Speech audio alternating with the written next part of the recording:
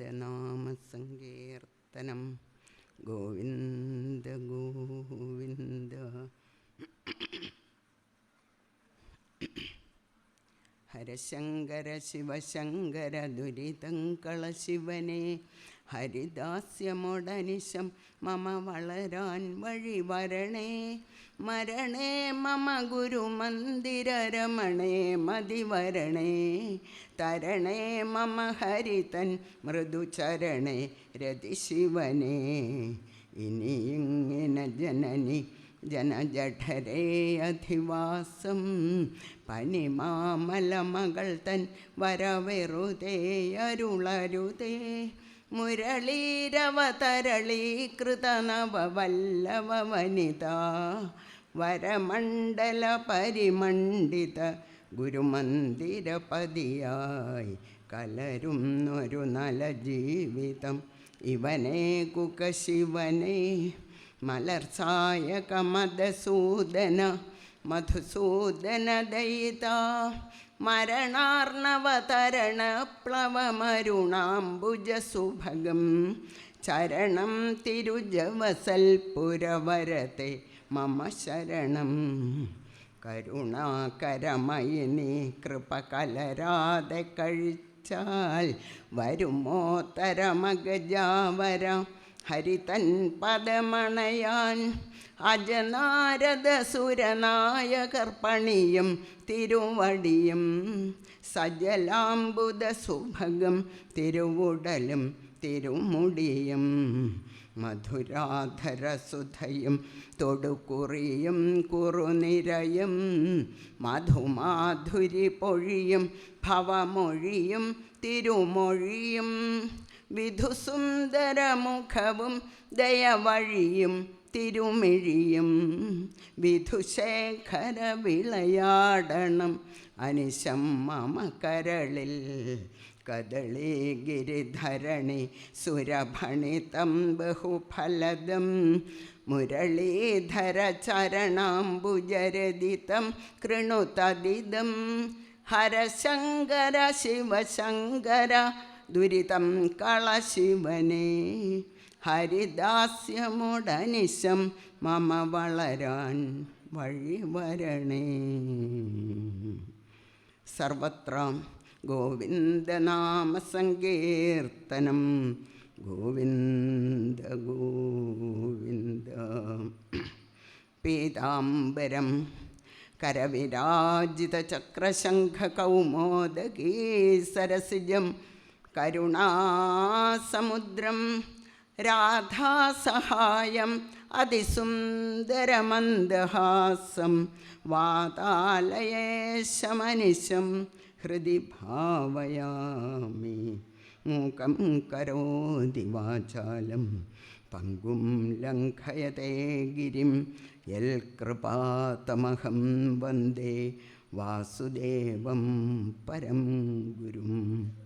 വാഗർത്ഥാവിവ സംപൃക്തൗ വാഗർത്ഥപ്രതിപത്തയേ, ജഗതഃ പിതരൗ വന്ദേ പാർവതീ പരമേശ്വരൗ. ഗുങ്കുരുഭ്യോ നമഃ. ഗംഗണപതേ നമഃ. സംസരസ്വതീ നമഃ. കഥാമയീം ഭാഗവതാഭിധാനാം ഹരേ തനും തേ ചരിതൈസ്തുതീയൈഃ. യഥാമതി ത്വൽപരിതോഷകാമസ്തൗമി പ്രസീദാച്യുതമാരുതേശ. സർവത്ര ഗോവിന്ദനാമസങ്കീർത്തനം. ഗോവിന്ദ ഗോവിന്ദ.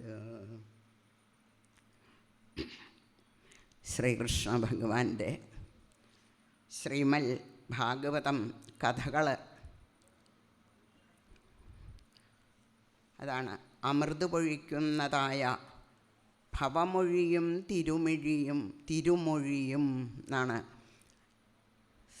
ഭക്തശിരോമണി വാഴകുന്നം മഹാദേവനോട് പറയണത്.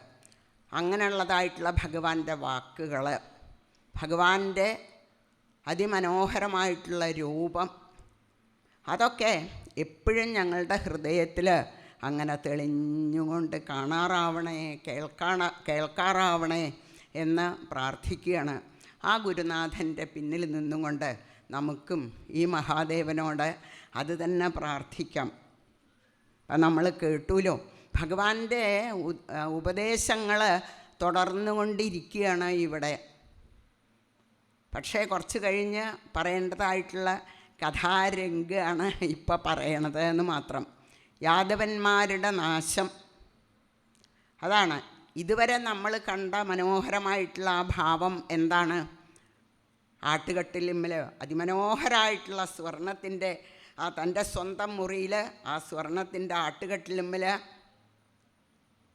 നല്ല ആ സ്വർണ്ണ ചങ്ങല അങ്ങനെ പിടിച്ചും കൊണ്ട് ഭഗവാൻ പതുക്കനെ ഒന്നിങ്ങനെ ആടിക്കൊണ്ടിരിക്കുകയാണ്. മുമ്പിൽ ഉദ്ധവൻ തൊഴുകയുമായിട്ട് ഭഗവാന്റെ ഉപദേശങ്ങൾ കേട്ടുകൊണ്ടിരിക്കണു. അങ്ങനെ ആ പാദം, ഒരു പാദം അങ്ങനെ തൻ്റെ തുടയമേലേക്ക് വെച്ചിട്ടുണ്ട്, ഒരു പാദം അങ്ങനെ താഴ്ത്തിയിട്ടിട്ടുണ്ട്. അങ്ങനെ ഇരുന്നു കൊണ്ട് പതുക്കനെ ഒന്നിങ്ങനെ ആടിക്കൊണ്ട് ആണ് ഭഗവാൻ ഉദ്ധവന് വേണ്ടതായിട്ടുള്ള ഉപദേശം കൊടുത്തുകൊണ്ടിരിക്കുന്നത് എന്നാണ് സജ്ജനങ്ങൾ ആ രംഗം ചിത്രീകരിക്കാറുള്ളത്. അങ്ങനെ ഉദ്ധവന് വേണ്ടതായിട്ടുള്ള ഉപദേശമൊക്കെ കൊടുത്ത് ഉദ്ധവനെ ബദരിയിലേക്ക് യാത്രയാക്കി തൻ്റെ ആ മെതിയടികൾ പ്രസാദമായിട്ട് കൊടുത്തു. അപ്പോൾ നമുക്കൊക്കെ സംശയം തോന്നും, എത്രയൊക്കെ ഭഗവാന്റെ മാഹാത്മ്യങ്ങളാണ് ഇതുവരെ ഭാഗവതത്തിൽ നമ്മൾ കേട്ടിരിക്കണത്. കൃഷ്ണസ്തു ഭഗവാൻ സ്വയം എന്ന ഭാഗവതം തുടങ്ങുമ്പം തന്നെ ശ്രീശുക ബ്രഹ്മർഷി പറഞ്ഞിട്ടുമുണ്ട്. എന്നിട്ടും ഇനിയിപ്പോൾ പറയാൻ പോണത് എന്താ? ഭഗവാന്റെ വംശം നശിച്ചു, ആ ഭഗവാനും സ്വർഗാരോഹണം ചെയ്തു എന്നാ പറയാൻ പോണത്. അപ്പോൾ പിന്നെ എന്താ വ്യത്യാസം? ഇത്രയ്ക്കൊക്കെ മാഹാത്മ്യം പറഞ്ഞിട്ട് അവസാനം ഇങ്ങനെ തന്നെയാണോ ചിത്രീകരിക്കണത് എന്നുള്ളതൊരു സംശയം വരും. അപ്പോൾ എന്തിനു വേണ്ടിയിട്ടാണ് അങ്ങനെ ഒരു ചിത്രീകരണം എന്ന് ഇവിടെ സജ്ജനങ്ങൾ പറഞ്ഞു കേൾക്കാറുണ്ട്. ഏകാദശം നമ്മൾ കേട്ടുല്ലോ, മുക്തിസ്വരൂപം ആണ്. എന്തിൽ നിന്നുള്ള മുക്തി? ദുഃഖത്തിൽ നിന്നുള്ള മുക്തി. ആ മുക്തി, ആ മോചനം, അതാണ് മുക്തി. മുക്തി എന്ന് പറഞ്ഞാൽ മോചനമാണല്ലോ. എന്തിൽ നിന്നുള്ള മോചനം? ദുഃഖത്തിൽ നിന്നുള്ള മോചനം. അതെങ്ങനെയായാലാ കിട്ടുക? അതാണ് ഏകാദശ സ്കന്ധം കൊണ്ട്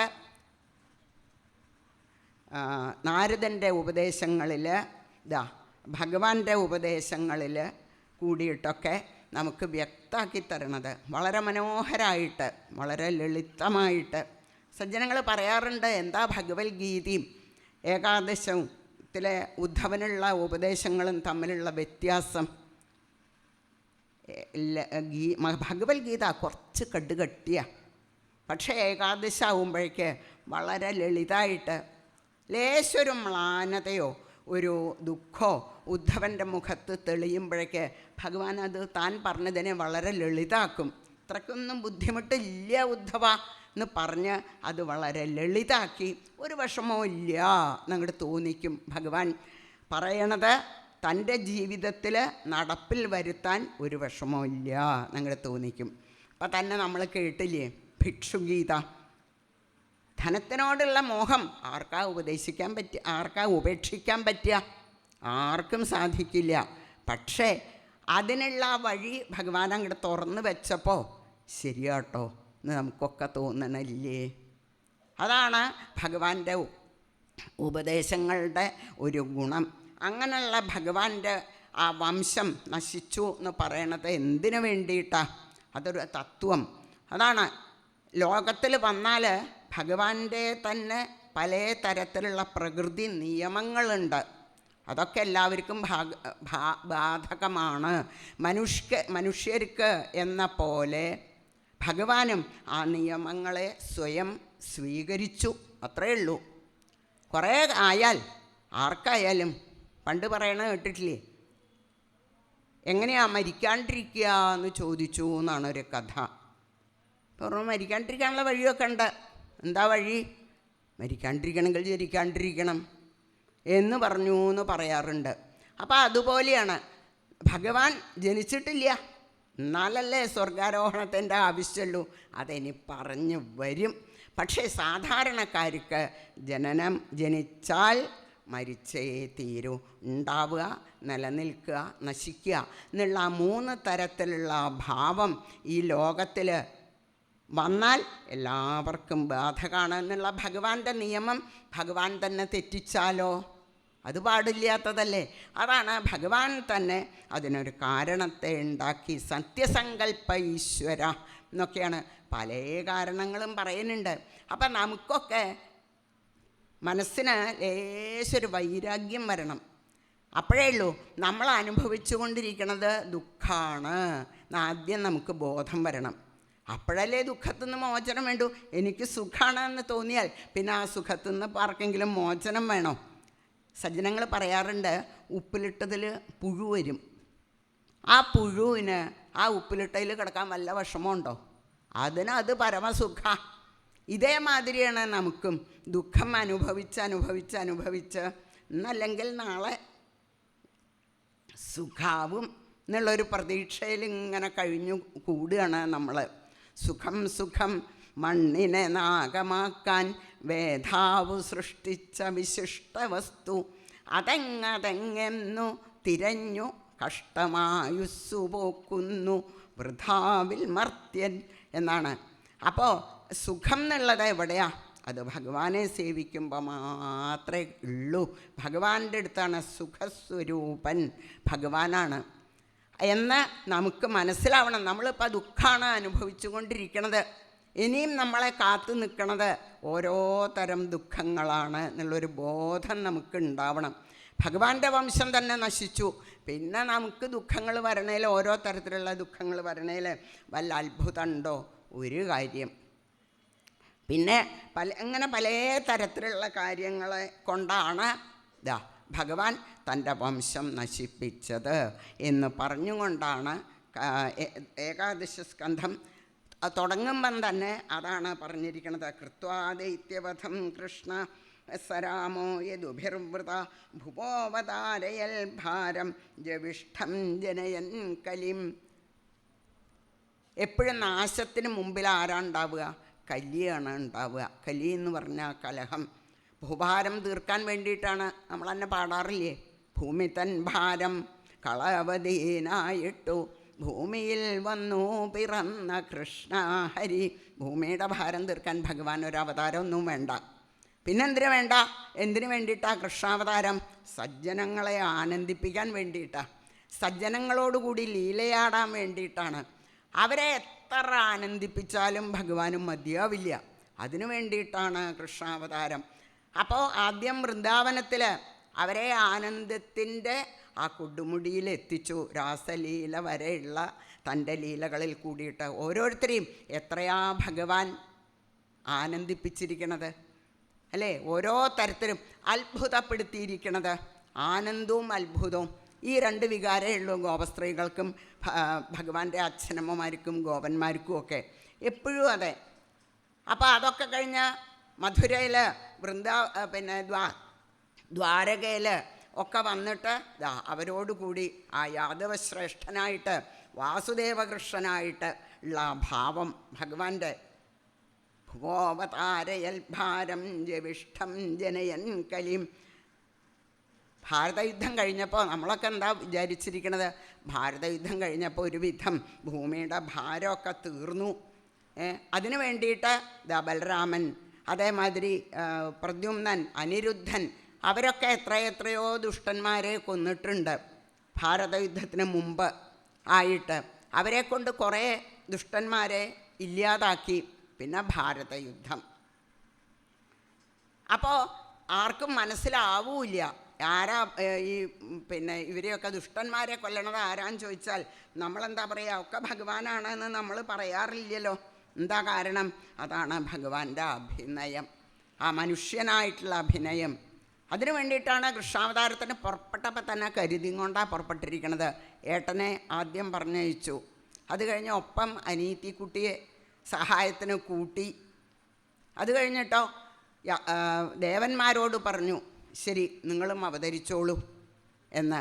അപ്പോൾ ധാരാളം ബന്ധുക്കളും സുഹൃത്തുക്കളും ഒക്കെ ആയിട്ട് ധാരാളം ആൾക്കാർ വേണം, അപ്പോഴേ കാര്യങ്ങളൊക്കെ നടക്കുള്ളൂ എന്നുള്ള മനുഷ്യനാട്യം ഭഗവാന്റെ ആദ്യ ഗംഭീരായി എന്ന് കാണിക്കുകയാണ്. ഏകോപിതാ സുബഹു പാണ്ഡുസുതാ. ഇത്ര ഗംഭീരമായിട്ടുള്ള ആ ഭാരതയുദ്ധം ഉണ്ടാവാൻ എന്താ കാരണം? പാണ്ഡവന്മാരും കൗരവന്മാരും തമ്മിലുള്ള ആ സ്വരച്ചേർച്ച ഇല്ലായ അവർ തമ്മിലുള്ള ആ എന്താ പറയേണ്ടത് കലഹം ആണ് അതിന് കാരണമാക്കിയത്. കാട്ടിൽ നിന്ന് കുന്തിദേവി, മാദ്രയന്മാരാണ് 2 പേരെന്നുണ്ടെങ്കിലും കുന്തിദേവിയുടെ 5 മക്കൾ എന്നാണ് നമ്മൾ പറയാറുള്ളത്. അത്ര ഗംഭീരാണ് കുന്തിദേവിയുടെ പുത്രസ്നേഹം.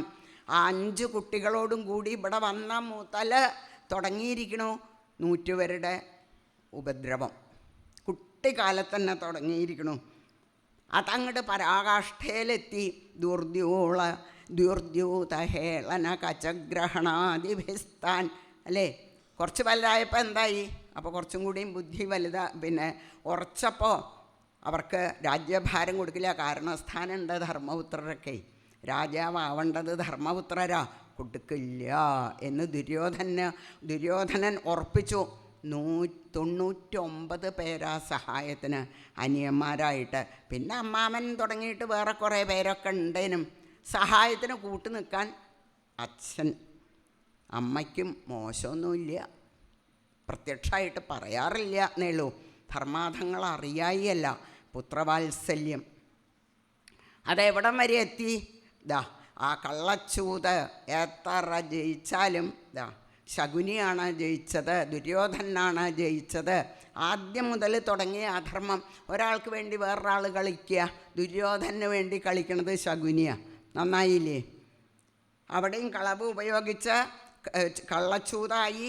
അത് കഴിഞ്ഞ പാഞ്ചാലിയെ അപമാനിക്കൽ. എന്തൊരു കഥയാണ്! ആ വക രംഗങ്ങളൊക്കെ എത്ര ആലോചിച്ചാലും ഒരു മനുഷ്യന് സഹിക്കാൻ പറ്റണതാണോ ആ വക രംഗങ്ങളൊക്കെ? ധർമ്മം എന്ന് പറഞ്ഞിട്ട് ആരാ അത് സഹിക്കുക? തൻ്റെ സ്വന്തം ഭാര്യയെ പരസ്യമായിട്ട് വസ്ത്രാക്ഷേപം ചെയ്യണു. അതാണ് പാണ്ഡവന്മാർ എത്ര ധർമ്മിഷ്ഠന്മാരാണ് എന്നുള്ളത്. പ്രസംഗം മാത്രമൊന്നുമല്ല, അവർ ധർമ്മത്തിൽ തന്നെ ഉറച്ചു നിന്നു എന്ന് പറഞ്ഞ ആ വാക്ക് അക്ഷരാർത്ഥത്തിൽ രൂപം കൊണ്ട് നിൽക്കുകയാണോ എന്ന് തോന്നും പാണ്ഡവന്മാരെ കണ്ടാൽ. 5 മഹാരഥന്മാർ ധർമ്മം എന്നുള്ള ഭഗവാന്റെ രൂപം മുമ്പിൽ കണ്ട് തലയും താത്തി നിന്നു അല്ലേ. എവിടെയാ ധർമ്മം? പാഞ്ചാലി കാണിച്ചു കൊടുത്തു.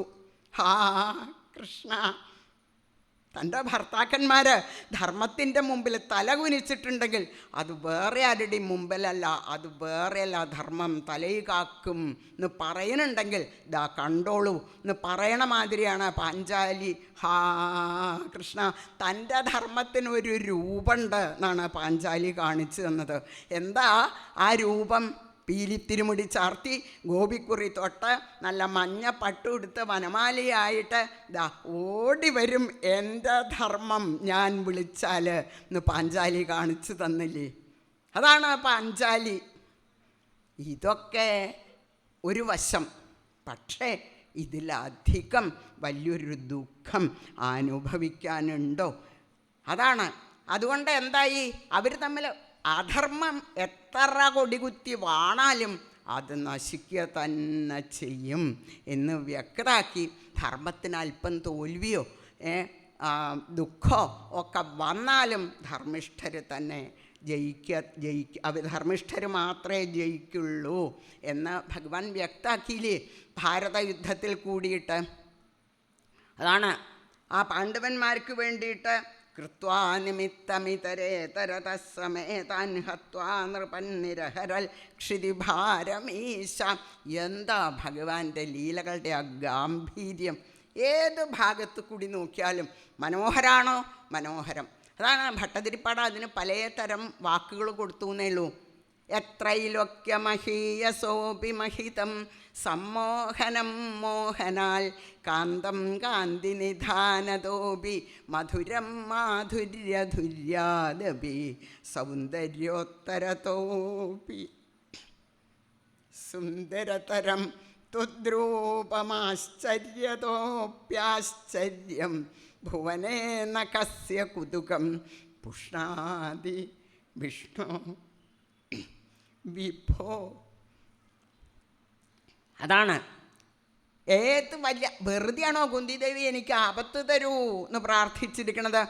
ആപത്തല്ല അവരുടെ മുമ്പിൽ വരണത്. ശ്രീകൃഷ്ണ ഭഗവാനാണ് ഇത്രയും മനോഹാരിത, മധുരമായിട്ടുള്ള ആ രൂപമാണ് പാണ്ഡവന്മാരുടെ മുമ്പിൽ ഓടി വരണത് ആപത്ത് വരുമ്പോൾ.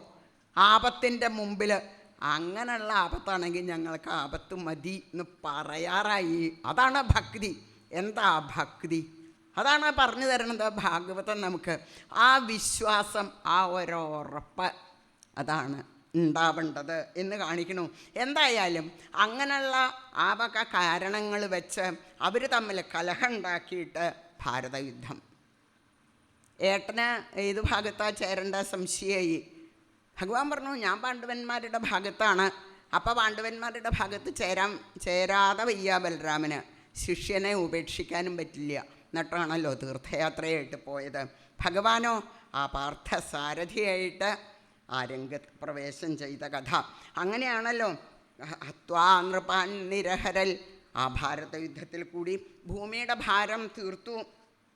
ഭൂഭാരരാജപൃതനായതുഭിർനിരസ്യ ഗുപ്തൈസ്വബാഹുഭിരചിന്തയദപ്രമേയ മന്യേവനേർന്നനുഗതോപ്യഗതം ഹി ഭാരം യദ്യാദവങ്കുലമഹോ അവിഷഹ്യമാസ്തേ.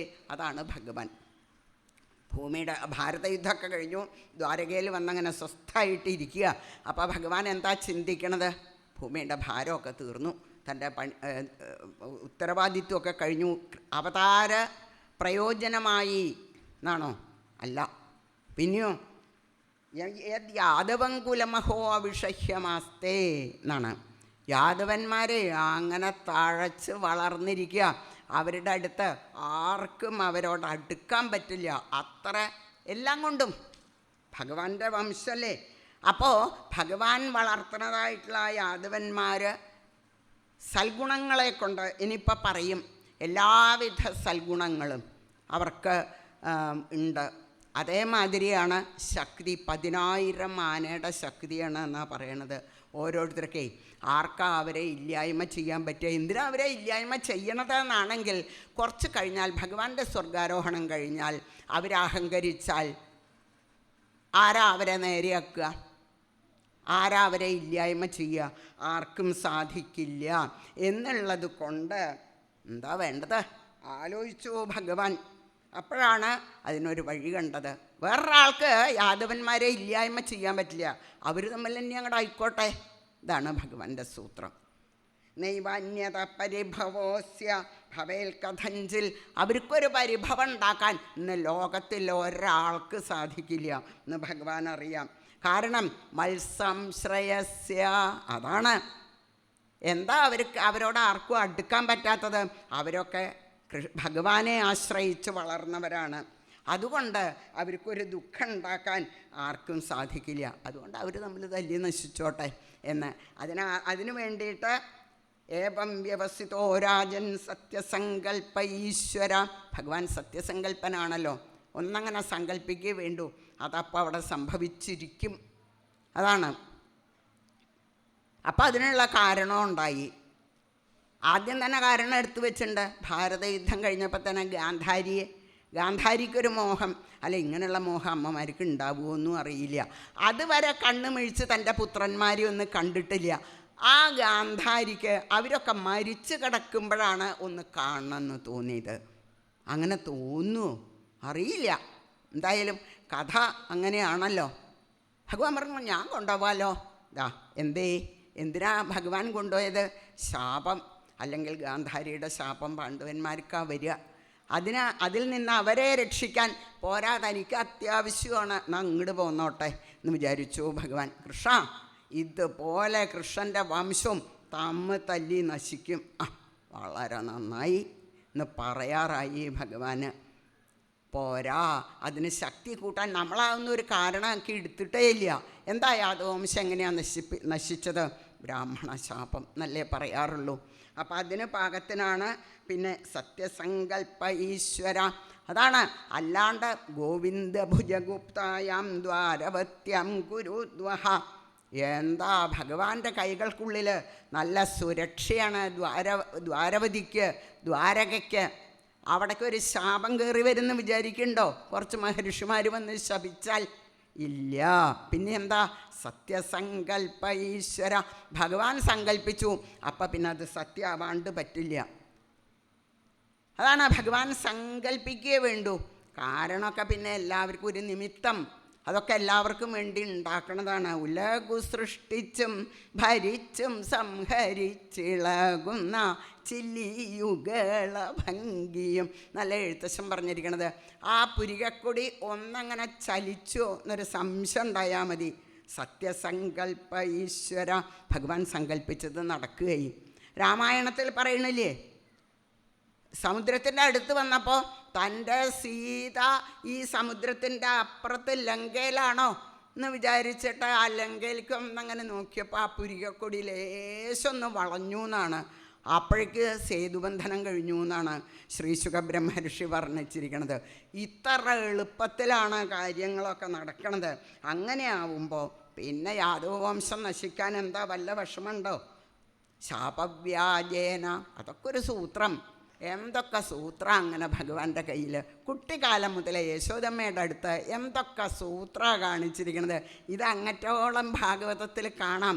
ഭഗവാന്റെ കഥയിൽ സുമൂർത്യ ലോകലാവണ്യ നിർമുക്ത്യ ലോചനം നൃണാം ഗീർഭിസ്താ സ്മരതാം ചിത്തം പദൈസ്ഥാനീക്ഷതം ക്രിയാഹ. അതാണ്. എന്താ ഭഗവാൻ തൻ്റെ വംശം നശിപ്പിച്ച് ഭഗവാൻ സ്വർഗാരോഹണം ചെയ്യുക എന്ന് പറഞ്ഞാൽ എന്താ ഭഗവാന്റെ ആ രൂപത്തിൻ്റെ ഒരു സൗന്ദര്യം അല്ലേ? ലോകലാവണ്യ നിർമുക്ത. ഇതുമാതിരി ഒരു സൗന്ദര്യം ലോകത്തിലെ എല്ലാ വസ്തുക്കളും എത്ര സൗന്ദര്യം. പ്രകൃതിയിലേക്ക് നോക്കിയാൽ നമ്മൾ തന്നെ ആലോചിച്ച് നോക്കൂ. പ്രകൃതിക്ക് നോക്കിയാൽ ഇപ്പോൾ ഒരു വണ്ടിയിലോ ബസ്സിലോ പോവുകയാണ്, പുറത്തൊക്കെ അങ്ങനെ നോക്കിയിരുന്ന സമയം പോണത് അറിയാറുണ്ടോ? എവിടുന്ന് കിട്ടി ഈ സൗന്ദര്യം പ്രകൃതിക്ക്? ഒരു ലേശം തീർത്ഥവും പ്രസാദവും ഒക്കെ അമ്പലത്തിൽ വന്നാൽ കൊടുക്കണ മാതിരി ഭഗവാൻ പ്രകൃതിക്ക് കുറേശ്ശെ ആ സൗന്ദര്യം കൊടുത്തതാണ്. അങ്ങനെയാണെങ്കിൽ ഭഗവാന്റെ സൗന്ദര്യം എന്താ? ഇതേമാതിരിയാണ്. എല്ലാതെ ഭഗവാന്റെ ആ രൂപത്തിൻ്റെ സൗന്ദര്യം, ആ കണ്ണിൻ്റെ സൗന്ദര്യം ആർക്കും അതെ. അതുകൊണ്ടാണ് ഭഗവാനെ വിചാരിച്ചു തുടങ്ങിയാൽ പിന്നെ ഒരിക്കലും ആ വാക്കുകളോ ആ മനസ്സോ ഒന്നും അവിടുന്ന് ഇങ്ങോട്ട് പോരാറില്ല. അത് അവിടെ തന്നെ നിൽക്കും. തന്നെയാണ് ഭഗവാൻ കണ്ടതും. തൻ്റെ സൗന്ദര്യം, തൻ്റെ ലീലകളുടെ മാധുര്യം. അതാണ് ആച്ഛിദ്യ കീർത്തിം സുശ്ലോകം വിതത്യഹ്യഞ്ജസാനുകൗ. സ്വതേ പറയാറുണ്ട്, അതുവരെ ആ ഗംഗാദേവിക്കായിരുന്നു ഏറ്റവും സൽകീർത്തി, യശസ്. ഗംഗയിലൊന്ന് മുങ്ങിയാൽ മതി, എല്ലാ പാപവും തീരും. എല്ലാവർക്കും അറിയാതെ. പക്ഷേ ഗംഗയിൽ കുളിക്കണമെന്നുണ്ടെങ്കിൽ എവിടെ പോകണം? എല്ലാവർക്കും ഇപ്പം അത് സാധിക്കുമോ? അപ്പോൾ ഭഗവാൻ എന്ത് ചെയ്തു? കൃഷ്ണാവതാരം കഴിഞ്ഞ് ഭഗവാന്റെ ആ യശസ്സാകുന്ന ആ ഗംഗ ലോകത്തിൽ മുഴുവൻ അങ്ങനെ പരക്കാൻ തുടങ്ങിയതോട് കൂടിയിട്ട് ഭഗവാന്റെ ആ ഗംഗയ്ക്കുള്ള ആ യശസ് ഇല്ലാതായി എന്ന് പറയുന്നുണ്ട് ഭാഗവതത്തിൽ. അപ്പം എന്താ? ഭഗവാന്റെ യശസ് ഇങ്ങോട്ട് വരിക, ഗംഗയുടെ അടുത്തേക്ക് നമ്മൾ അങ്ങോട്ട് പോകണം. ഇതാണ് വ്യത്യാസം. ഏതായാലും അതുകൊണ്ട് ഭഗവാന് സമാധാനമായി. ഇനിയിപ്പോൾ താൻ തൻ്റെ ആൾക്കാരോട് കൂടിയിട്ട് അന്തർധാനം ചെയ്താലും ലോകത്തിലുള്ളവർക്ക് ഇനി സുഖം വേണം എന്നുള്ളവർക്ക് വേണ്ടതായിട്ടുള്ള വഴി ഞാൻ തുറന്നു വെച്ച് കഴിഞ്ഞു എന്ന് വിചാരിച്ചിട്ടാണ് ഭഗവാൻ തൻ്റെ ലോകത്തിലേക്ക്, എല്ലാം ഭഗവാന്റെ ലോകം തന്നെയാണ്, പക്ഷേ അതുവരെ തൻ്റെ അതിമനോഹരമായിട്ടുള്ള രൂപം എല്ലാവർക്കും കുറേ കാലം കണ്ടോട്ടെ എന്ന് വിചാരിച്ച് അത് പ്രത്യക്ഷമാക്കി നിർത്തി. ഇനി മതി എന്നുള്ള നിലയ്ക്ക് ഭഗവാൻ അന്തർധാനം ചെയ്തു എന്ന് പറഞ്ഞപ്പോഴാണ് പിന്നെയും പരീക്ഷിത്ത് മഹാരാജാവ് ചോദിച്ചത്, ബ്രഹ്മണ്യാനാം വദാന്യാനം, ഇതിനൊക്കെ വളരെ വളരെ അർത്ഥവ്യാപ്തിയുണ്ട്. അങ്ങനെയൊക്കെ സംഭവിക്കുമോ? എന്തൊക്കെ പറഞ്ഞാലും സൽഗുണസമ്പന്നരാണ് യാദവന്മാരെന്ന് പറഞ്ഞില്ലേ? മഹർഷിമാരെ അങ്ങോട്ട് അപമാനിക്കാൻ തോന്നി.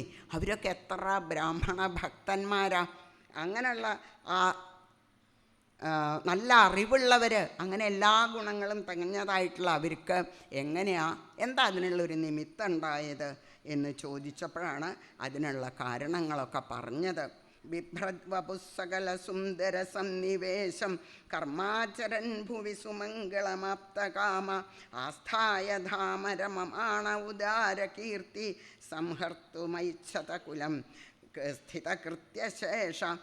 സകല സുന്ദര സന്നിവേശം, എല്ലാ സൗന്ദര്യത്തിനും ഇരിപ്പിടമായിട്ടുള്ള ആ ഭഗവാൻ, അങ്ങനെയുള്ള ഭഗവാന്റെ രൂപം, ഭഗവാന്റെ അതിമനോഹരായിട്ടുള്ള ലീലകൾ, അതൊക്കെ ലോകത്തിനെ ഇനി രക്ഷിച്ചോളും എന്നുള്ള സമാധാനത്തിൽ ഇനി തനിക്ക് പോവാം എന്നുള്ള ഭഗവാന്റെ സങ്കല്പത്തിനനുസരിച്ചാണ് ഭഗവാൻ അതിനുള്ള നിമിത്തം ഉണ്ടാക്കിയിരിക്കുന്നത് എന്ന് പറഞ്ഞു.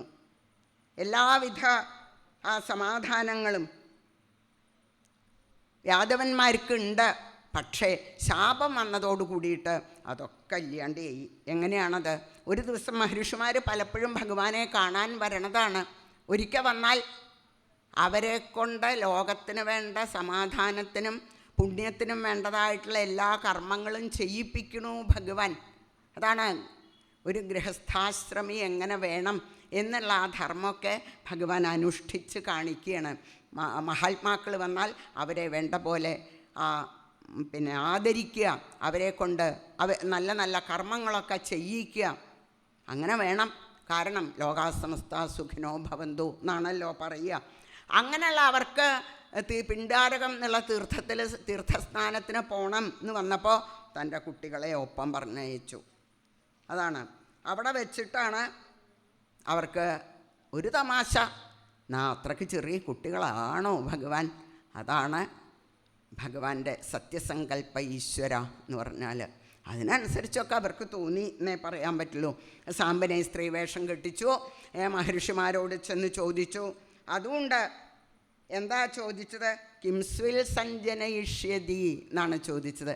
എന്താ ഉണ്ടാവുക ഈ സ്ത്രീ പ്രസവിച്ചാൽ എന്ന് ചോദിച്ചു. അല്ല, ഈ ആൺകുട്ടി ഉണ്ടാവണം എന്നാ മോഹം, അല്ലെങ്കിൽ പെൺകുട്ടി ഉണ്ടാവണം എന്നാ മോഹം, എന്താണാവോ? ഒന്ന് മുൻകൂട്ടി പറഞ്ഞാൽ തരക്കെടില്ല. ഡോക്ടർമാരോടൊക്കെ ചോദിക്കണ മാതിരി മഹർഷിമാരോട് ചോദിച്ചത് എന്താ? കിംസ്വിൽ സഞ്ജനയിഷ്യതി എന്ന് ചോദിച്ചു. അതാണ് അപകടം. വിനാശകാലേ വിപരീത ബുദ്ധി. അപ്പം ആ കുരുത്തക്കെട് നാവുമ്മൽ വരും. എന്താ ഉണ്ടാവുക എന്ന് ചോദിച്ചാൽ ഇരുമ്പൊലയ്ക്ക എന്ന് പറഞ്ഞു. ഇങ്ങോട്ട് ചോദിച്ചാൽ അതേ ടോണിൽ അങ്ങോട്ട് മറുപടി പറഞ്ഞു. അപ്പോൾ ഒക്കെ ഒരു തമാശയൊക്കെ തോന്നി എന്നുണ്ടെങ്കിലും ഭഗവാന്റെ സങ്കല്പം അനുസരിച്ച് മഹർഷിമാരവിടെ അന്തർധാനവും ചെയ്തു. യാദവന്മാർക്ക് വലിയ പരിഭ്രമമൊന്നും തോന്നിയില്ല. പക്ഷേ കുറച്ച് കഴിഞ്ഞപ്പോൾ സാമ്പൻ പറഞ്ഞു, ഇതങ്ങനെ ചിരിക്കേണ്ട സംഗതിയല്ല എന്ന് പറഞ്ഞു. എന്താ അത്? എന്തൊക്കെയോ ഒരു വിഷമം. വയറ് കെട്ടി വെച്ചതൊക്കെ അഴിച്ചപ്പോഴേക്ക് അതിൻ്റെ ഉള്ളിൽ നിന്ന് വീണു ഒരു ഇരുമ്പലൊക്കെ കുട്ടി. ഉണ്ടായപ്പോൾ ചെറിയ കുട്ടിയാണെങ്കിലും മനുഷ്യന്മാരെ മാതിരിയല്ല, വളർച്ച വളരെ വേഗം കഴിഞ്ഞു, ഭയങ്കര വലിപ്പം. എല്ലാ കാര്യങ്ങളും ഭഗവാനോട് പറയണതായിട്ടുള്ള യാദവന്മാർ പറഞ്ഞില്ല. എന്നിട്ടോ ഉഗ്രസേനനോട് ചെന്ന് പറഞ്ഞു. ഉഗ്രസേനൻ പറഞ്ഞു, അതൊന്നും സാരില്ല, പേടിക്കാനൊന്നുമില്ല. ഇരുമ്പലക്കല്ലേ രാവി പൊടിച്ച് സമുദ്രത്തിൽ അങ്ങോട്ട് കലക്കുക. ഇരുമ്പലക്ക ഉണ്ടായാലല്ലേ നശിക്കുള്ളൂ, നാശം വരുള്ളൂ. ആ ഇരുമ്പലക്ക ഇല്ലാണ്ടായാലോ? ഇരുമ്പൊലക്ക ഉണ്ടാവും, അതുകൊണ്ട് നിങ്ങളുടെ വംശം നശിക്കും എന്നാണ് ശാപം. അതുണ്ടെങ്കിലല്ലേ നശിക്കുള്ളൂ, അതില്ലാണ്ടായാലോ? ഇതാണ് സജ്ജനങ്ങളുടെ വാക്കും നമ്മളുടെ ബുദ്ധിയും തമ്മിലുള്ള വ്യത്യാസം കാണിക്കുകയാണ്. ഭഗവാന്റെ സങ്കല്പം അതിൻ്റെ ഒരു ശക്തി ഉണ്ടല്ലോ, അത് പറയാൻ പറ്റണതല്ല. ഇരുമ്പൊലക്ക രാവി പൊടിച്ച് വെള്ളത്തിൽ കലക്കിയാൽ അത് മുളയ്ക്കും എന്ന് വിചാരിക്കാൻ പറ്റുമോ? അത് മുളച്ചു. അതാണ് ഏരകപ്പുല്ല് സമുദ്രത്തിൻ്റെ വക്കത്ത്. പിന്നെ ഒരു കഷ്ണം ബാക്കിയായി, രാവാൻ പറ്റാത്ത ഒരു ചെറിയ കഷ്ണമായപ്പോൾ ഇതിപ്പോൾ സാരില്ല വിചാരിച്ച് സമുദ്രത്തിലേക്ക് വലിച്ചെറിഞ്ഞു. അതൊരു മത്സ്യം വിഴുങ്ങി അതിനൊരു മുക്കുവം പിടിച്ചു. മത്സ്യത്തിൻ്റെ ഉള്ളിൽ നിന്ന് ഒരു ഇരുമ്പിൻ്റെ കഷ്ണം കിട്ടിയാൽ എന്താ ചെയ്യുക? കാട്ടിലേക്ക് വലിച്ചെറിയുക. അത് ഒരു മുക്കുവൻ അല്ലെങ്കിൽ ഒരു വേടൻ താൻ കിട്ടിയപ്പോൾ അയാൾക്ക് വലിയ സന്തോഷമായി. എന്താ അത്? അമ്പിൻ്റെ തലപ്പത്ത് പിടിപ്പിച്ചാൽ നല്ല മൂർച്ചയാണ്, നല്ല ഇരുമ്പാ. അയാൾക്ക് വളരെ സന്തോഷമായി. സത്യസങ്കല്പ ഈശ്വര, ശരി തനിക്കുള്ളതും കൂടി ആയി എന്ന് ഭഗവാൻ ഉറപ്പിച്ചു. തനിക്ക് ആ സ്വധാമഗമനത്തിനുള്ള വഴിയും കൂടിയായി എല്ലാവരുടെ നോട്ടത്തിലും എന്നാണ് ഭഗവാൻ ഉറപ്പിച്ചത്. അവിടം വരെ എത്തി കാര്യങ്ങൾ. അപ്പം എന്തായി? ഭഗവാൻ ഇതൊക്കെ ആയിട്ടും ഭഗവാൻ പറഞ്ഞില്ല, ഭഗവാനോട് പറഞ്ഞില്ല യാദവന്മാർ. അതല്ലേ അവർക്ക് എത്രയെത്ര ഉദാഹരണങ്ങൾ ഉള്ളതാ. എല്ലാവരും ഭഗവാനെ വന്ന് ആശ്രയിക്കണു അല്ലേ? എല്ലാറ്റിനും പോംവഴി കാണുന്നത് ഭഗവാനാണ്. എന്തേ പറയാണ്ടിരുന്നത്? അവർ വന്ന് ആശ്രയിച്ചാൽ അവരെ രക്ഷിക്കേണ്ടി വരും. ശരി, അതുകൊണ്ട് അവർക്ക് ആ ബുദ്ധി ഉണ്ടാക്കിയില്ല. തതോ മഹാഭാഗവത ഉദ്ധവേ നിർഗതേവനം. ഈ സമയത്താണല്ലോ ഉദ്ധവൻ വന്ന. അതാണ് ഇത് കണ്ടിട്ടുള്ള ദുഃഖം ഉദ്ധവൻ വന്ന് ആശ്രയിച്ചു. മറ്റവർക്ക് ദുഃഖം ഉണ്ടെങ്കിലും ഭഗവാനെ ആശ്രയിക്കാൻ തോന്നിയില്ല. ഇതാണ് വ്യത്യാസം.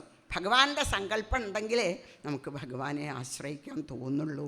ആർക്കായാലും ഭഗവാനെ ആശ്രയിച്ചാലോ രക്ഷണ്ട് ഉറപ്പ്. ഭാഗവതം കാണിക്കണു. പിന്നെ എന്തൊക്കെയാ ദ്വാരകയിലുണ്ടായിരിക്കണത്? മഹാരാജാവ് ചോദിക്കണു. അപ്പോൾ പക്ഷേ ഭഗവാൻ അതൊന്നും നടിച്ചില്ല. ഉദ്ധവനെ ബദരിയിലേക്ക് യാത്രയാക്കിയിട്ട് നേരെ സഭയിലേക്കാ ചെന്നത് അന്ന്. എന്നിട്ടോ പ്രേയസീം സർവനേത്രാണാം, എല്ലാവർക്കും അത്യാനന്ദത്തെ കൊടുക്കുന്നതായിട്ടുള്ള ആ രൂപം ഭഗവാൻ എല്ലാവരോടുമായിട്ട്. അതാണ് മഹാരാജാവിന് പ്രത്യാക്രഷ്ടും നയനമബല. അതങ്ങോട്ട് ആലോചിച്ചാൽ മനസ്സിന് ഒരു ഇരിക്കപ്പുറതിയില്ല. എന്തൊരു സൗന്ദര്യ! ഭഗവാനെ ഒരിക്കൽ കണ്ടവർക്ക് ആ കണ്ണിങ്ങോട്ട് തിരിച്ചെടുക്കാൻ പറ്റില്ല എന്നാണ്. എത്ര ലഗ്നം നശേകു, അവിടെ അങ്ങോട്ട് ലയിക്കുകയാണ് കണ്ണ്. കർണാവിഷ്ടം ന സരതി തതോ യൽ സദാമാത്മലഗ്നം. ഭഗവാന്റെ കഥകൾ അതാണ് സഗ്രിൽ എന്നാണ് ഭാഗവത്തിൽ എവിടെയും വാക്ക് പറയുക. ഒരിക്കൽ കേട്ടാൽ മതി, നേരാവണ്ണം കേൾക്കണവർക്ക്. അതങ്ങനെ വളർന്ന് പോവും. ഓരോ കഥ പറയാൻ തുടങ്ങിയ നേരം ഓടിപ്പോവും. ഗുരുവായൂരുണ്ടായ കഥയാണ്. വാഴോന്നിൻ്റെ വായന നടക്കണ കാലത്ത് ഭാഗവതം പറയുകയാണ് അദ്ദേഹം കൂത്തമ്പലത്തിൽ ഇരുന്നിട്ട്. അപ്പോൾ ഭാഗവതം ഒട്ടും കേൾക്കാത്തതായിട്ടുള്ള ഒരു നമ്പൂതിരി അവിടെ തൊഴാൻ വന്നതാ. അന്ന് പുറത്തുനിന്ന് രസമായിട്ടാണല്ലോ പറയണത്, എന്താ നോക്കട്ടെ വിചാരിച്ച് കൂത്തമ്പലത്തിൻ്റെ അടുത്തേക്ക് വന്ന് നിന്നു, അത്രയേ ഉള്ളൂ. അപ്പോൾ പിങ്കളയുടെ വേശ്യാസ്ത്രീ ഉപദേശത്തിലെ ഏകാദശത്തിലെ വളരെ വിസ്തരിച്ച് പറയുന്ന ഒരു ഭാഗമാണല്ലോ. പിങ്കളയെ വർണ്ണിക്കുകയാണ് വാഴോന്ന് സൽഗുരു. അപ്പോൾ അതിങ്ങനെ കേട്ടപ്പോൾ എന്താ അത്? അപ്പോൾ ഒന്നും കൂടി അങ്ങോട്ട് കയറി നിന്നു. കുറച്ച് കഴിഞ്ഞപ്പോൾ കൂത്തമ്പലത്തിലേക്ക് ഇറങ്ങി അവിടെ ഇരുന്ന് ആ വായന മുഴുവൻ അങ്ങനെ കേട്ടു. ഇരുന്നതേ അറിഞ്ഞിട്ടുള്ളൂ. പിന്നെ കഴിഞ്ഞപ്പോഴാണ് എഴുന്നേറ്റത്. കുറച്ച് കഴിഞ്ഞപ്പോൾ അദ്ദേഹം ആലോചിച്ചു എന്നാണ്, ഭാഗവതത്തിൽ ഇങ്ങനെയൊരു വേശ്യാസ്ത്രീയെ വർണ്ണിക്കുക, എന്താ അതിന് കാരണം? ആരായി ഈ വേശ്യാസ്ത്രീ? അദ്ദേഹം ചിന്തിച്ചു. എന്നാ ഒന്ന് വായിക്കണം എന്ന് വിചാരിച്ചു. അദ്ദേഹം ഇല്ലത്ത് പോയിരുന്ന് ആ അധ്യായം മുഴുവൻ അങ്ങനെ വായിച്ചു എന്നാണ്. ആ ഒരു അധ്യായം വായിച്ചു കഴിഞ്ഞപ്പോൾ അദ്ദേഹത്തിന് തോന്നി ഏകാദശം മുഴുവനൊന്ന് വായിക്കണം എന്ന് തോന്നി. ഏകാദശം മുഴുവൻ ഒരാവർത്തി വായിച്ചപ്പോൾ അദ്ദേഹത്തിന് തോന്നി ഭാഗവതം മുഴുവനൊന്ന് വായിക്കണം എന്ന് തോന്നി. ഭാഗവതം മുഴുവൻ അങ്ങോട്ട് വായിച്ചപ്പോൾ അദ്ദേഹത്തിന് തോന്നി ഇതെല്ലാവരും വായിക്കണം ഈ ഭാഗവതം തോന്നി. എന്നിട്ട് അദ്ദേഹമാണ് ആദ്യമായിട്ട് മലയാളത്തിൽ ചെങ്ങല്ലൂർ പരമേശ്വരൻ നമ്പൂതിരി എന്ന് പറയും. അദ്ദേഹമാണ് മലയാളത്തിൽ ആദ്യമായിട്ട് ഭാഗവതം അച്ചടിച്ചിരിക്കുന്നത്. അപ്പം ഇതാണ് സഗ്രിൽ എന്ന് പറയുന്നത്. ഭഗവാന്റെ കഥയാവണേ ഉള്ളൂ. അതാണ് ആ വേശ്യാസ്ത്രീയുടെ പിങ്കളയുടെ കഥയിൽ കൂടിയിട്ട് ഭഗവാന്റെ മാഹാത്മ്യം കേട്ടതോട് കൂടിയിട്ട് അത് മതിയായില്ല. എത്രത്തോളം ആവേശം വന്നു. അതാണ് അങ്ങനെയുള്ള കർണാവിഷ്ടം ന സരതി യതോ തതോയൽ സതാമാത്മലഗ്നം. അതങ്ങനെ മനസ്സിലേക്ക് ഇറങ്ങി ഇറങ്ങി ഇറങ്ങി അതിൻ്റെ ആ മാധുര്യം ഇറങ്ങി ഇറങ്ങി പോവും. യത് ശ്രീർവാചം ജനയതിരതിം കിന്നുമാനം കവീനാം. ഭഗവാന്റെ കഥകൾ പാടുന്നവർക്ക് എല്ലാവിധ ഐശ്വര്യങ്ങളും ഭഗവാൻ കൊടുക്കണു. പോരാ, അങ്ങനെയുള്ള കവികൾ, ഭഗവാന്റെ കഥകൾ പാടുന്നതായിട്ടുള്ള കവികൾ, ആ കവികൾക്ക് എന്ത് തോന്നുന്നു? ഇനി വേറെ ഒന്നും പറയേണ്ട ആവശ്യമില്ല. എത്ര മഹാത്മാക്കളുടെ കഥ ഉദാഹരണമുണ്ട്. അങ്ങനെ ഭഗവാനെ പറ്റിയിട്ടേ പാടുള്ളൂ, അതേ ഇനി എനിക്ക് പാടണ്ടു എന്ന് തോന്നി. അത് മാത്രം ഭഗവാനെ പറ്റി ഇല്ലേ, തേടി തേടി നടന്നു കാലടി കഴയ്ക്കട്ടെ, ഭവൽ കീർത്തനം പാടി പാടി വരണ്ടുണങ്ങുകിലുണങ്ങിടട്ട ജിഹ്വാഞ്ചലം, കൂടെ കൂടെ നടത്തുമർച്ചന തളർത്തിയിടട്ട കൈ രണ്ടും, ഇക്കൂടാത്മാവു വെടിഞ്ഞിടും വരഹരെ നിന്നെ സ്തുതിച്ചാവു ഞാൻ എന്നുള്ളൊരു നിലയിലെത്തണു ഭക്തന്മാർ. അങ്ങനെയുള്ള ഭഗവാന്റെ സ്വധാമഗമനം ഒന്ന് പറഞ്ഞു തരൂ എന്നാണ് ശ്രീ പരീക്ഷിത്ത് മഹാരാജാവ്. എന്താ ഭഗവാൻ പറഞ്ഞത്? സഭയിൽ ചെന്നിട്ട് ഇതാ നിങ്ങൾ കാണില്ലേ, അതിയായിട്ടുള്ള ആ ദുർനിമിത്തങ്ങൾ ഇതാ ഇവിടെ കണ്ടുകൊണ്ടിരിക്കണു. ധർമ്മരാജാവിൻ്റെ യമൻ്റെ ആഗമനം പോലെയാണ്, വിളിച്ചറിയിക്കണ പോലെയാണ് ഓരോ തരം ദുശകുനങ്ങൾ കാണുന്നത്. അറിയാലോ ബ്രാഹ്മണ ശാപം ഉണ്ടെന്ന്. അതുകൊണ്ട് നിങ്ങളാരും ഇനി ഇവിടെ ഇരിക്കാൻ പാടില്ല. മുഹൂർത്തമഭിനസ്ഥേയം, ഒരു നിമിഷം പോലും ഇവിടെ ഇരിക്കാണ്ട് നിങ്ങൾ വേഗം യാത്രയാവണം. സ്ത്രീകളും കുട്ടികളൊക്കെ ശംഖോദ്ധാരത്തിലേക്ക് പോയാൽ മതി. നമ്മളൊക്കെ പ്രഭാസത്തിലേക്ക് പോവുക. അവിടെ പെടിഞ്ഞാട്ട് ഒഴുകണു സരസ്വതീ ദേവി. അവിടെ ചെന്ന് വേണ്ട പോലെ സ്നാനം ചെയ്യുക, ഉപവാസം അനുഷ്ഠിക്കുക. അവിടുത്തെ ക്ഷേത്രത്തിൽ അഭിഷേകം, അർച്ചന, അതേമാതിരി അലങ്കാരം, നിവേദ്യം മുതലായിട്ടുള്ള കാര്യങ്ങളൊക്കെ വേണ്ട പോലെ ചെയ്യുക. പോരാ, ബ്രാഹ്മണാംസ്തു മഹാഭാഗാൻ, ബ്രാഹ്മണരുടെ ശാപാണ് നമ്മളെ ഇന്ന് ദുഃഖിപ്പിക്കുന്നത്. അപ്പം എന്ത് വേണം? അവരെ സൽക്കരിക്കുക, അവരെ സന്തോഷിപ്പിക്കുക. അതിനു വേണ്ടിയിട്ട് അവർക്ക് ധാരാളം ദാനാദികൾ ചെയ്യുക. അതൊക്കെ വേണം എന്ന് പറഞ്ഞു. അങ്ങനെ വേണ്ട പോലെ ഇതൊക്കെ ചെയ്യാൻ വേണ്ടി അവരെ പറഞ്ഞയച്ചപ്പോഴോ അവർ എല്ലാം അതുപോലെ ചെയ്തു എന്നാണ്. എത്രത്തോളം ചക്രു പരമയാ ഭക്തിയ എന്നാണ്. സർവശ്രേയോപബൃംഹിതം. എന്താണോ ഭഗവാൻ പറഞ്ഞത് അക്ഷരാർത്ഥത്തിൽ അത് മുഴുവൻ അപ്പം തന്നെ അവർ പ്രഭാസത്തിലേക്ക് പോയിട്ട് അവരതൊക്കെ ചെയ്തു എന്നാണ്. ഗോഭൂഹിരണ്യവാസോഭി ഗജാശ്വരഥ വേശ്മഭി എന്നാണ്. പശുക്കൾ, ഭൂമി, സ്വർണം, വസ്ത്രം, അതേമാതിരി ആന, കുതിര, തേര്, അങ്ങനെ വെക്കേണ്ട വീടുകൾ, അങ്ങനെ ഒരു മനുഷ്യൻ ജീവിക്കാൻ എന്തൊക്കെയാണ് വേണ്ടത്? സുഖമായിട്ടിരിക്കാൻ. അതിനു വേണ്ട എല്ലാം അവർ ധാരാളം ദാനം ചെയ്തു എന്നാണ്. അത് കഴിഞ്ഞപ്പോഴോ അവിടെയാണ് പഴച്ചത്. തതസ്തസ്മിൻ മഹാപാനം പപുർമൈരേകം മധു. അവർക്ക് മദ്യപാനം ചെയ്യണം എന്ന് തോന്നിയെന്നാണ്. അപ്പോൾ അത് കഴിഞ്ഞ് മദ്യപാനം ചെയ്യണമെന്ന് തോന്നണമെങ്കിൽ മുമ്പേ തുടങ്ങിയിട്ടുണ്ടെന്ന് തീർച്ചയല്ലേ? അല്ലെങ്കിൽ ഇത്ര നല്ല കാര്യങ്ങൾ ചെയ്ത് കഴിയുമ്പോഴേക്കും മദ്യപാനം ചെയ്യണമെന്ന് തോന്നാൻ എന്താ കാരണം? തന്നെയാണ് ഭഗവാൻ വിചാരിച്ചത്. ഇവരെവിടെ ഇനി ഇവിടെ നിർത്തിപ്പോയാൽ ശരിയാവില്ല. കാരണം പരമശക്തന്മാർ സാധാരണ പോലെയല്ല യാദവന്മാരെന്ന് പറഞ്ഞുല്ലോ. അവർ ദുഷിച്ചാൽ ലോകത്തിലധികം ദുരിത അല്ലേ? ശക്തന്മാർ ഉപദ്രവിക്കാൻ തുടങ്ങിയ ഉപദ്രവത്തിന് ശക്തി കൂടും. അപ്പം അതുകൊണ്ടാണ് ഒരു കാര്യം മഹാപാനാഭിമത്താനാം. പിന്നെ പറയണ്ട, അതങ്ങോട്ട് കഴിച്ചപ്പോൾ പിന്നെ അതിലേക്ക് ലേശം കൂടി മധുരവും ചേർന്നു. ഏത് മധുരം? കൃഷ്ണമായ വിമൂഢാനാം. ഭഗവാന്റെ സങ്കല്പം. സ്വതേ തന്നെ മദ്യപാനം ചെയ്താൽ തമ്മിത്തല്ലാണ് അടുത്ത് നമ്മൾ ഇന്നും പേപ്പറിൽ വായിക്കണതാ അല്ലേ? പക്ഷെ അതിനൊരു പരിധിയുണ്ട്. കൃഷ്ണമായ വിമൂഢാനാം. ഭഗവാന്റെ സങ്കല്പത്തിന് പരിധിയില്ല. അതെന്താണോ ഭഗവാന്റെ സങ്കല്പം തന്നെയാണ് പരിധി. അതുകൊണ്ട് അവരങ്ങോട്ട് തുടങ്ങി യുദ്ധം.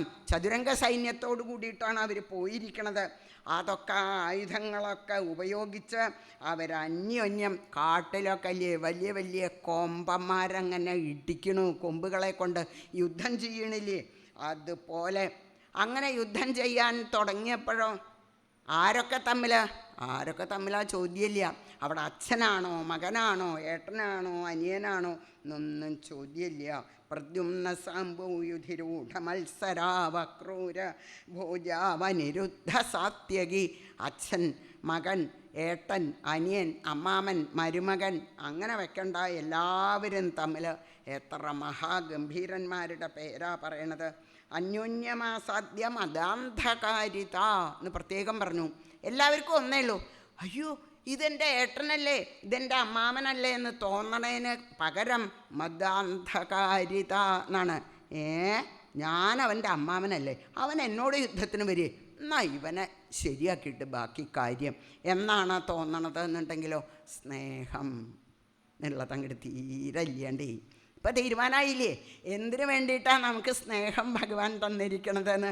ഇതുതന്നെയാണ് ഉദ്ധവൻ അവസാനം പറയണത് ഗുരുവായൂരപ്പനോട്, ഭഗവാനോട്. ശ്രീകൃഷ്ണ ഭഗവാന്റെ കാക്കൾ നമസ്കരിച്ചിട്ട്, മുമ്പ് എനിക്ക് എല്ലാവരോടും സ്നേഹം തോന്നണു, ഇവരൊക്കെ നശിക്കാൻ പോവുകയാണ് എന്ന് കേൾക്കുമ്പോൾ എനിക്ക് ദുഃഖം തോന്നണു എന്ന് പറഞ്ഞിട്ടാണ് ഞാൻ അവിടുത്തെ പാദത്തിൽ നമസ്കരിച്ചിരിക്കുന്നത്.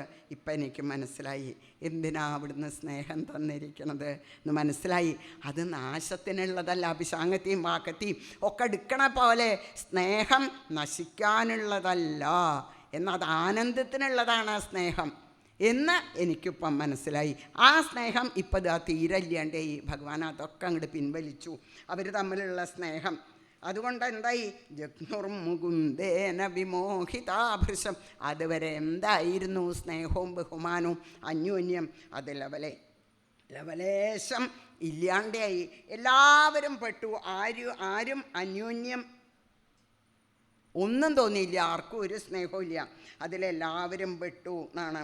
ദാശാരിഹവൃഷ്ണി അന്ധക ഭോജ സത്വത മധ്വർബുദ മാധുര ശൂരസേനാ.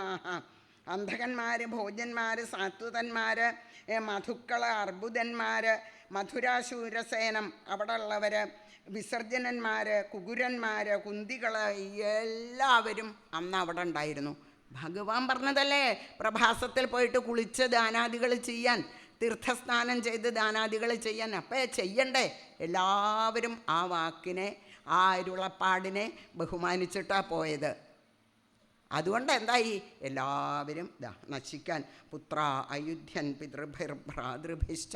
അവിടെ യാതൊരു തമ്മിലുള്ള ബന്ധവും ഇല്ല. എനിക്ക് ജയിക്കണം എന്ന് മാത്രമായി അവിടെ. ശരേഷു ക്ഷീയമാണേഷു ഭജ്യമാനേഷു ധന്വസു ശസ്ത്രേഷു ക്ഷീയമാണേഷു മുഷ്ടിഭിർജഹ്രുരേരകാഹ. അതങ്ങനെ വലുതായി പോയി എന്നാണ്. ആയുധങ്ങൾ കഴിയണവരെ, കൊണ്ടുപോയിടത്തോളം ആയുധങ്ങളൊക്കെ നശിക്കണവരെ അവരായുധം എടുത്ത് യുദ്ധം ചെയ്തു. കുറച്ച് കഴിഞ്ഞപ്പോഴോ നല്ല ഒന്നാം തരം മുഷ്ടി ഉണ്ടല്ലോ, കൈശക്തി, തൻ്റെ ബാഹുബലം, നല്ല ഇടി, അങ്ങനെയായി. അത് കഴിഞ്ഞപ്പോഴോ കുറച്ച് കഴിഞ്ഞാൽ ഇടിച്ചാൽ വയ്യാണ്ടേ ആവുമല്ലോ ആർക്കും, എത്ര വലിയ ശക്തന്മാരാണെങ്കിലും. അപ്പം അവരെന്താ കണ്ടത്, ഇനിയിപ്പോൾ എന്താ വേണ്ടത്, മുഷ്ടിഭി ജഹ്രുരേരകാഹ. മുഷ്ടി വയ്യാണ്ടേ ആയപ്പോൾ അവരേരക പുല്ലെടുത്ത് അന്യോന്യം ഉപദ്രവിക്കാൻ തുടങ്ങി എന്നാണ്. ഈ പുല്ലോണ്ടൊക്കെ ഇത്രയൊക്കെ പറഞ്ഞിട്ട് പുല്ലോണ്ടടിച്ചാൽ ആർക്കാ വേദനയാവുക? താവജ്രകൽപാഹ്യഭവൻ. അത് വെറും പുല്ലല്ല, അത്ര പുല്ലായി കരുതണ്ട എന്ന് ഭാഗവതം പറയണ പോലെയാ. ബ്രാഹ്മണ ശാപാണ്, ഭഗവാന്റെ സങ്കല്പമാണ്. വജ്രകൽപാഹ്യഭവൻ എന്നാണ്. നല്ല ഒന്നാം തരം ഇരുമ്പൊലക്കിയായിട്ട് അങ്ങോട്ട് മാറും. പിന്നെ ഏരകപ്പുല്ല് പറിച്ച് കയ്യിൽ പിടിക്കുമ്പോഴൊക്കെ നല്ല വജ്രത്തിൻ്റെ ശക്തിയായി, അതിന് എളുപ്പമായി.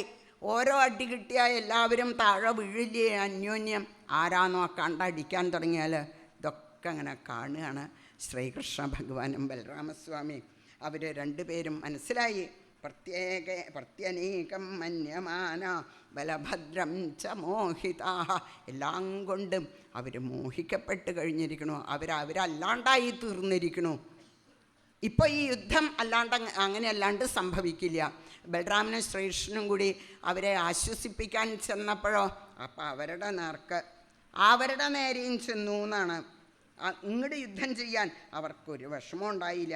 ബ്രഹ്മശാപോപസൃഷ്ടാനാം കൃഷ്ണമായാവൃതാത്മനാം സ്പർദ്ധാക്രോധക്ഷയം നിന്യേ വൈണവോഗ്നിരീയധാവനം. ഭഗവാനും വിചാരിച്ചു ഇങ്ങോട്ട് യുദ്ധത്തിന് വരുമ്പോൾ പിന്നെ അവരെ ഒതുക്കി നിർത്തണം എന്നുണ്ടെങ്കിൽ അങ്ങോട്ട് യുദ്ധം ചെയ്യല്ലാണ്ട് നിർത്തിയില്ലല്ലോ. ബലരാമനും ശ്രീകൃഷ്ണനും തൻ്റെ നേരിട്ട് വരണവരായിട്ട് യുദ്ധം ചെയ്യേണ്ടി വന്നു അവർക്കും. അങ്ങനെയാണ് അവരുടെ ആ വംശം നശിച്ചത്. ഏതുപോലെ അങ്ങനെയാണല്ലോ, 2 മുള കൂട്ടി ഒരയേ വേണ്ടു, കുറച്ച് തീയേ ഉണ്ടാവുണ്ടോ. ആ തീയ പടർന്ന് പിടിച്ച് ഈ ചെറിയ മുളയെന്നുണ്ടായ കുറച്ച് തീയ് പടർന്ന് പിടിക്കുമ്പോഴേക്ക് കാട് മുഴുവൻ നശിക്കുന്നുണ്ടോ. നമ്മൾ പേപ്പറിലോ കാണില്ലേ, കെടുത്താൻ പറ്റണില്ല എന്നാണ്. എവിടുന്നുണ്ടായി ഈ തീയ്? അതാണ് ആ കുറച്ച് മതി. പിന്നെ വൈണവോഗ്നിരീയധാവനം. അതുപോലെയാണ് ആ യാദവ വംശം. ഇതങ്ങനെ കണ്ടു ഭഗവാൻ. ഏവം നഷ്ടേഷു സർവേഷു കുലേഷു സ്വേഷു കേശവ. അതൊക്കെ ഭഗവാൻ സർവസാക്ഷി.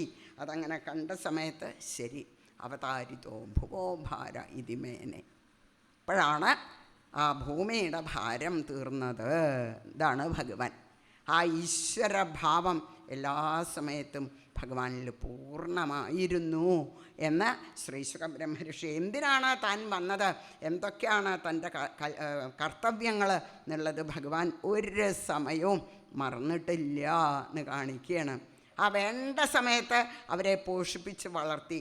അത് കഴിഞ്ഞിട്ട് മതി. കുട്ടികൾ കളിച്ചും കൊണ്ടിരിക്കുമ്പോൾ അച്ഛനമ്മമാർ ഓരോ ദിക്കിൽ കുട്ടികളെയും കൊണ്ട് പോയാൽ അവർ കളിച്ചും കൊണ്ടിരിക്കുന്ന സമയത്ത് മതി കേട്ടോ, നേരായി, ഇനി പോവുക എന്ന് പറഞ്ഞ് കൈ പിടിച്ച് കൊണ്ടുപോകണില്ലേ. ഇത്തേ ലാഘവത്തോട് കൂടിയിട്ടാണ് ഭഗവാന്റെ ലീലകൾ. അതാണ് നമ്മളത് കാണണം. ആ ഭഗവാന്റെ എല്ലാ കാര്യത്തിലുള്ള അനായാസത അത് വളരെ രസമാണ്. അവതാരിതോ ഭുവോ ഭാര ഇതിമേനെ വശേഷിത. അതങ്ങനെ മനസ്സിലായ സമയത്ത് ബലരാമസ്വാമിയുടെ തിരുമുഖത്തൊന്നങ്ങനെ നോക്കി, എന്താ ഏട്ടൻ വിചാരിക്കണത്, ഇത്രേ വേണ്ടു. അപ്പോഴേക്കും ബലരാമസ്വാമിക്കും കാര്യം മനസ്സിലായി. രാമസമുദ്രവേളായാം. ബലരാമസ്വാമി ആ സമുദ്രത്തിൻ്റെ വക്കത്ത് അവിടെ ഇങ്ങനെ ഇരുന്നു കുറച്ച് നേരം. അത്രയല്ലേ വേണ്ടു അവിടത്തേക്കൊക്കെ.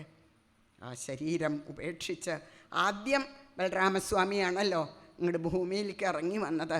ശരി, അനിയനെ മെത്ത വിരിക്കുക എന്നുള്ള നിലയ്ക്കോ എന്തായാലും ഞാൻ തന്നെ ആദ്യം പോയേക്കാം എന്നുള്ള നിലയ്ക്ക് ബലരാമസ്വാമിയുടെ സ്വധാമഗമനം.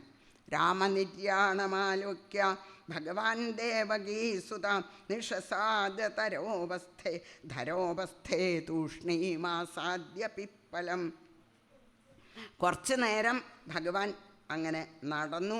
അവിടുന്ന് കുറച്ച് ദൂരം ആ സരസ്വതി നദിയുടെ തീരത്തു കൂടി അവിടെ നല്ലൊരാലിൻ്റെ ചുവട്ടിൽ ആ ആൽത്തറയിൽ അവിടെ അങ്ങനെ ഇരുന്നു. ഇനി ആർക്കെങ്കിലും മോക്ഷം വേണോ എന്ന് ചോദിക്കണ പോലെ.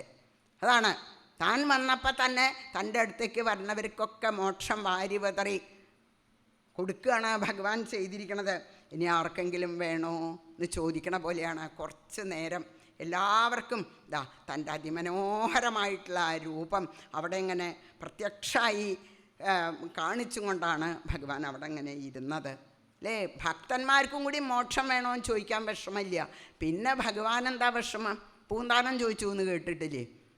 പൂന്താനം സ്വപ്നം കണ്ടു എന്നാണ്. പൂന്താനം, നാളെ ഞാൻ വിമാനമായിട്ട് വരും, എൻ്റെ ഒപ്പം അങ്ങോട്ട് പോന്നോളൂ, വൈകുണ്ഠത്തിലേക്ക് മതി എന്ന് പറഞ്ഞു ഇത്രേ ഭഗവാൻ. ആ പൂന്താനം എല്ലാവരോടും പറഞ്ഞു, നാളെ ഞാൻ വൈകുണ്ഠത്തിലേക്ക് പോവുക കേട്ടോ, ആരെങ്കിലും ഉണ്ടെങ്കിൽ വന്നോളൂ കേട്ടോ. ആർക്കാ വിശ്വാസം? അത്ര പൂന്താനത്തിന് വിശ്വാസമുള്ളവർക്ക് ആ വാക്ക് വിശ്വസിക്കാൻ പറ്റുള്ളൂ. എല്ലാവരും വിചാരിച്ചു വയസ്സായിട്ടേ ബുദ്ധി മാറിയതാ എന്ന് വിചാരിച്ചു. പക്ഷേ അതാണ് അന്ന് അവിടെ അടിച്ചു വാരും തുടക്കുകയൊക്കെ ചെയ്തിരുന്ന ആ ജോലിക്കാരി അടിയനുണ്ട് എന്ന് പറഞ്ഞു എന്നാണ് പൂന്താനത്തിനോട്. എന്നാ പോന്നോളൂ എന്ന് പറഞ്ഞു. അപ്പോൾ ആ സ്ത്രീ അവിടെ അങ്ങോട്ട് വീണു. ഇതാണ് കഥ. അപ്പം പിന്നെ ഭഗവാന് എന്താ വിഷമം? അത് അസലായിട്ട് അതും അവിടെ കാണിച്ചു ഭഗവാൻ. എന്താ അത്? അങ്ങനെ ബിഭ്രച്ചതുർഭുജം രൂപം. ഇതാ നല്ലോണം ഒന്ന് കണ്ടോളൂ കേട്ടോ മഹാരാജാവേ എന്ന് പറയണ മാതിരി ഭഗവാന്റെ അതിമനോഹരമായിട്ടുള്ള രൂപം ഒന്നങ്ങനെ വർണ്ണിച്ചു. 4 കയ്യ്, ഇപ്പം 2 കയ്യല്ല. ഇടയ്ക്കിടയ്ക്ക് ഭക്തന്മാർക്ക് വേണ്ടിയിട്ട് ഭഗവാൻ രൂപം ഇങ്ങനെ മാറും. ഇടയ്ക്ക് 4 കയ്യാവും, ഇടയ്ക്ക് 2 കയ്യാവും. ഏതൊക്കെ തരത്തിലുള്ള രൂപഭാവങ്ങളാണ് ഭഗവാൻ എടുക്കുക. ആ ദിക്കുവിദിക്കുകളെയൊക്കെ ശോഭിപ്പിച്ചും കൊണ്ട് പുകയില്ലാത്ത തീയങ്ങനെ ആളിക്കത്തണില്ലേ, അതേമാതിരി എന്തൊരു ശോഭയാ. ശ്രീവത്സാംഗം ഘനശ്യാമം, നല്ല നീല നിറം. ആ ശ്രീവത്സം എന്നുള്ള മറു അതിമനോഹരമായിട്ടുള്ള സ്വർണം പോലെ മിന്നണതായിട്ടുള്ള നല്ല ആ മഞ്ഞപ്പട്ട് അങ്ങനെ ഉടുത്തിട്ടുണ്ട്. അതിൻ്റെ മീതെ നല്ല ഉഡ്യാണം, ആ പൂണുനൂല്, പലതരം വളകൾ, കടകങ്ങൾ, മോതിരങ്ങൾ, കഴുത്തിൽ വനമാല, അതിമനോഹരമായിട്ടുള്ള മുടി ധാരാളം, അങ്ങനെ നീല നിറത്തിൽ ഇടതൂർന്നതായിട്ടുള്ള ഭഗവാന്റെ മുടി. പുണ്ടരീകാഭിരാമാക്ഷം, നല്ല താമരപ്പൂവിൻ്റെ വിടർന്ന ആ എതള് പോലെ വിടർന്നതായിട്ടുള്ള ഭഗവാന്റെ തൃക്കണ്ണുകൾ, അതിമനോഹരമായിട്ടുള്ള മകരകുണ്ടലങ്ങൾ, അങ്ങനെയുള്ളതായിട്ടുള്ള ആഭഹാരനൂപുരമുദ്രാഭി, ഏതൊക്കെ തരം അലങ്കാരങ്ങളാണ്. കൗസ്തുഭേന വിരാജിതം, ആ കൗസ്തുഭരത്നം വനമാല. ഒരു പാദം എടുത്ത് മറ്റേ തുടയിലേക്ക്, വലത്തെ തുടയിലേക്ക് അങ്ങനെ വെച്ചിട്ടുണ്ട്, ഇടത്തെ പാദം. അങ്ങനെ അവിടെ ഇങ്ങനെ ഇരുന്നു കുറച്ച് നേരം. ഭഗവാൻ അറിയാം ആരെങ്കിലുമൊക്കെ വരാണ്ടിരിക്കില്ല എന്ന് ഭഗവാൻ അറിയാം. അപ്പോഴാണ് ഒരാളെ ഓടി വരുന്നു. ആരാത്? മുസ്ലാവശേഷായ ഖണ്ഡകൃതേഷുർലുബ്ധഗോചര മൃഗാസ്യാകാരം തച്ചരണം വിവ്യാധ മൃഗശങ്കയ. അതിനു വേണ്ടിയിട്ടാണ് ഒരു പാദം തൂക്കിയിട്ടിരുന്നത്. ജര എന്നുള്ള ആ വേടൻ തയ്യാറായിട്ടാണ് നടക്കണത്. അയാൾ അമ്പയച്ച് മാനിനെ പിടിക്കാൻ വന്നതാ.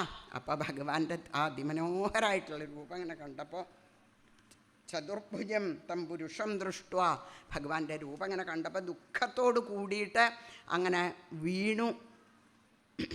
ആ പാദത്തിൽ ജാനതാകൃതമിതും പാപേന മധുസൂദന, ഗുരുവായൂരപ്പാ തെറ്റുപറ്റിപ്പോയി, അറിയാണ്ട് ചെയ്തു പോയതാണ്, ക്ഷമിക്കണേ ക്ഷമിക്കണേ എന്ന് പറഞ്ഞുകൊണ്ടാണ് ഈ മഹാപാപിയുടെ തെറ്റ്. അവിടുന്ന് ക്ഷമിക്കണേ. യസ്യാനുസ്മരണം നൃണം, അവിടുത്തെ ഒന്ന് സ്മരിച്ചാൽ മതി, സകല വിധജ്ഞാനങ്ങളും ഇല്ലാതായി തീരണു. അങ്ങനെയുള്ള അവിടുത്തോട് ഞാൻ ഈ മഹാപാപാണല്ലോ ചെയ്തിരിക്കണത്, അതുകൊണ്ട് ഈ മഹാപാപിയെ എത്രയോ മൃഗങ്ങളെ കൊന്ന് മഹാപാപം സമ്പാദിച്ചതായിട്ടുള്ള എനിക്ക് വേഗം ശിക്ഷ തരണേ. ഇനി ഞാൻ ഇങ്ങനെയുള്ളൊരു പാപം ചെയ്യാൻ പാടില്ല, അതിന് പാകത്തിന് എന്നെ ശിക്ഷിക്കണേ എന്ന് പ്രാർത്ഥിച്ചും കൊണ്ട് അദ്ദേഹം ആത്മാർത്ഥമായിട്ട് ആ വേടൻ കാക്കൽ വീണത്. പിന്നെ അതുമല്ല, അവിടുന്ന് എന്താ വിചാരിക്കണത് എന്ന് ആർക്കും മനസ്സിലാക്കാൻ സാധിക്കില്ല, ദേവന്മാർക്കും കൂടിയും മനസ്സിലാക്കാൻ സാധിക്കണില്ല. പിന്നെ ഞാൻ എങ്ങനെയാണ് അവിടുത്തെ മനസ്സിലാക്കുക? അറിയാണ്ട് തെറ്റിപ്പോയതാണ്, പറ്റിപ്പോയതാണ് എന്നൊക്കെ പറഞ്ഞുകൊണ്ടാണ് അദ്ദേഹം കാക്കൽ വീണത്. ഭഗവാൻ പറഞ്ഞു, അതാണ് ശരി. എന്താ അത്? ഞാൻ സങ്കല്പിച്ചിട്ടാണ് നിനക്കിത് ഇങ്ങനെ തോന്നിയിരിക്കണത്, അതുകൊണ്ട് നിനക്ക് ഞാൻ ശിക്ഷ തന്നിരിക്കണു. എന്ത് ശിക്ഷയാ? കണ്ടില്ലേ, വിമാനം വന്നിരിക്കണു, നിനക്ക് പോവാം എന്നാണ്. എണീക്കൂ. സ്വർഗം സുഹൃതിനാം പദം, സുഹൃതികൾക്കുള്ള സ്ഥാനം നിനക്ക്. നീ പാപം ചെയ്തു എന്നല്ലേ നീ വിചാരിക്കണത്?